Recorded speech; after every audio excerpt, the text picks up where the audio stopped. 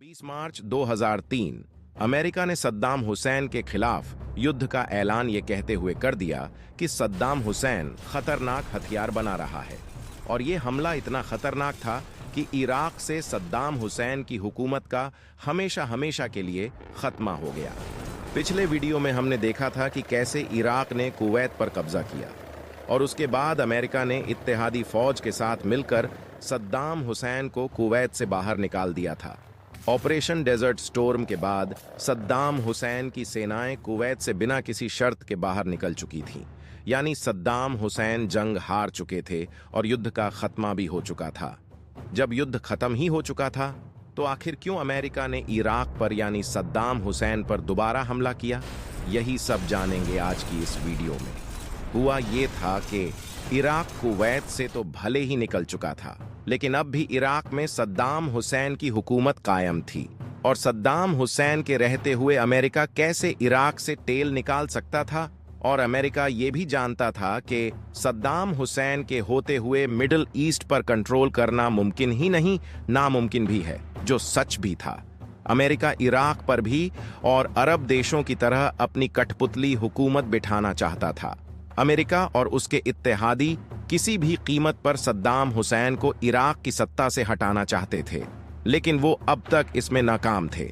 जब जंग से बात नहीं बन सकी तो उन्होंने इराक की आवाम और सेना के जरिए बगावत करनी चाहिए, जिसे सद्दाम हुसैन ने कुचल कर रख दिया। यानी अमेरिका अपने इरादों में एक बार फिर नाकाम हो चुका था, लेकिन इसके बावजूद अमेरिका ने सद्दाम हुसैन को हर तरफ से घेरना शुरू कर दिया था।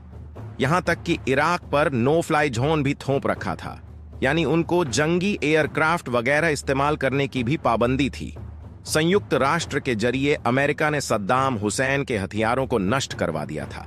यह सद्दाम हुसैन को धीरे धीरे करके खोखला करने की प्लानिंग थी। इसके बाद अमेरिकी राजनीति में भी उथल पुथल देखी गई और 1992 के इलेक्शन में जॉर्ज H.W. बुश इलेक्शन हार गया और उनकी जगह बिल क्लिंटन अमेरिका के नए प्रेसिडेंट बने। उन्होंने बाहरी मामलों के बजाय अमेरिका के अंदरूनी हालात को सुधारने में ज्यादा जोर दिया, जिसकी बदौलत वो एक बार फिर 1996 का इलेक्शन जीत गए। इस अरसे में सद्दाम हुसैन इराक पर अपनी हुकूमत कायम किए हुए रहा और वो भी मुल्क के हालात को बेहतर करने में लगा हुआ था। इसके बाद सन 2001 में जॉर्ज W. बुश अमेरिका के नए प्रेसिडेंट बनते हैं और यहीं से शुरुआत होती है एक इंतकाम की, जो उसका बाप George H.W. Bush Saddam Hussain से नहीं ले पाया था।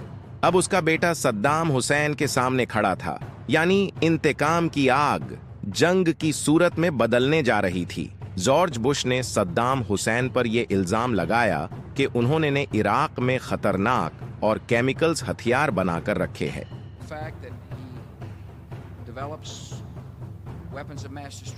जो पूरी दुनिया के लिए खतरा साबित हो सकते हैं, और ये इल्जाम भी लगाया कि सद्दाम हुसैन आतंकवाद को सपोर्ट कर रहा है।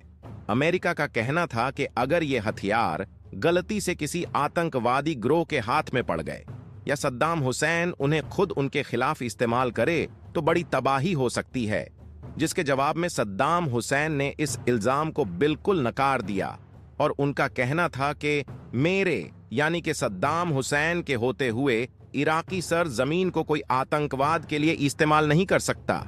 याद रहे, ये वो वक्त था जब अमेरिका के ट्विन टावर पर हमला हुआ था, जिसे 9/11 के नाम से भी जाना जाता है। लेकिन अमेरिका जो अपनी पूरी तैयारी कर चुका था, वो सद्दाम हुसैन की किसी भी बात को मानने पर राजी नहीं था, क्योंकि जॉर्ज W. बुश ने अब सद्दाम हुसैन को किसी भी तरह सत्ता से बेदखल करने का फैसला कर चुका था। इसके लिए अमेरिका ने 2002 में संयुक्त राष्ट्र का भी दरवाजा खटखटाया, जिसके बाद संयुक्त राष्ट्र ने इराक में एक टीम भेजी, जिसको देखना था कि इराक में ऐसे कोई हथियार मौजूद हैं या नहीं। आपको जानकर हैरानी होगी कि यहां उन्हें कोई हथियार नहीं मिले, बल्कि खुद संयुक्त राष्ट्र ने इन बेबुनियाद इल्जामों को सिरे से नाकार दिया। लेकिन अमेरिका, जो किसी भी तरह सद्दाम हुसैन को सत्ता से बेदखल करने का फैसला कर चुका था, उसने आखिरकार ये कहते हुए इराक पर हमला कर ही दिया कि उसके पास खतरनाक हथियार मौजूद हैं और इस युद्ध में वो अकेला इराक की सरजमीन पर नहीं आया, बल्कि 40 से ज्यादा देश उसके साथ खड़े थे, जिनमें ब्रिटेन, पोलैंड और ऑस्ट्रेलिया सबसे आगे थे। हालांकि इस हमले की इजाजत यूनाइटेड नेशन ने नहीं दी थी, लेकिन अब अमेरिका को रोकने वाला रूहे जमीन पर कोई मौजूद नहीं था, यूनाइटेड नेशन भी नहीं। अब जाहिर है कि सद्दाम हुसैन एक साथ 40 देशों का मुकाबला नहीं कर सकता था, और वो भी ऐसे वक्त में जब उसके देश के खुद के हालात खराब हों, ऊपर से उसके पास हथियार भी नहीं थे। बहरहाल कोशिश की गई, लेकिन साफ जाहिर है कि यह नाकाम होने ही वाली थी।